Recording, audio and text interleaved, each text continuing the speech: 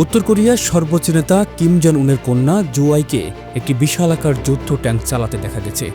সেই ট্যাঙ্কের উপর সগৌরবে বসে আছে উত্তর কোরিয়ার প্রেসিডেন্ট কিম জন উন নিজে। ২০ মার্চ ২০২৬ এই বিশেষ সামরিক মহড়ায় কিম কন্যা অত্যন্ত দক্ষতার সাথে নতুন মডেলের এই যুদ্ধ ট্যাঙ্কটি পরিচালনা করেন। উত্তর কোরিয়ার রাষ্ট্রীয় সংবাদ মাধ্যম এই বিরল দৃশ্যটি প্রচার করার পর সারা বিশ্বে ব্যাপক চাঞ্চল্য তৈরি হয়েছে।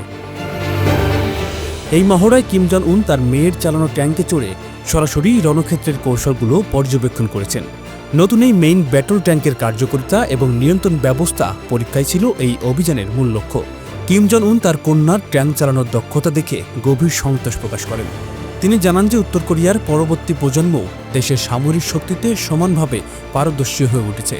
ট্যাঙ্ক মহড়াটি এমনভাবে সাজানো হয়েছিল যেখানে শত্রু শিবিরের বাংকার এবং সাজোয়া যান ধ্বংস করার বাস্তবমুখী প্রশিক্ষণ দেওয়া হয়। কিম জন উন এই মহড়ায় উত্তর কোরিয়ার নিজস্ব প্রযুক্তিতে তৈরি ট্যাঙ্কের আধুনিকরণে প্রশংসা করেন। মহড়ার সময় নতুন ট্যাঙ্কগুলোর আক্রমণাত্মক ক্ষমতা এবং চলাচলের গতি নিবিড়ভাবে পর্যবেক্ষণ করা হয়। কিম নিজেই এই ট্যাঙ্কের ভেতরে এবং উপরে বসে এর যান্ত্রিক সক্ষমতা যাচাই করেন। এই সামরিক আয়োজনে উত্তর কোরিয়ার শীর্ষস্থানীয় সামরিক কর্মকর্তারা উপস্থিত ছিলেন।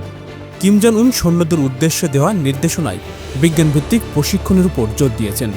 তিনি যে কোনো পরিস্থিতির জন্য বাহিনীকে সর্বদা প্রস্তুত থাকার আহ্বান জানিয়েছেন।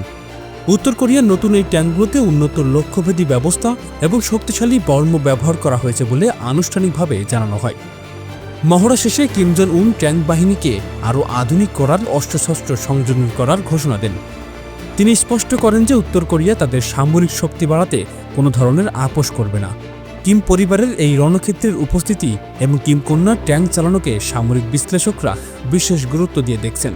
কিম জন উন সৈন্যদের বীরত্ব এবং দক্ষতার জন্য তাদের বিশেষভাবে ধন্যবাদ জানান।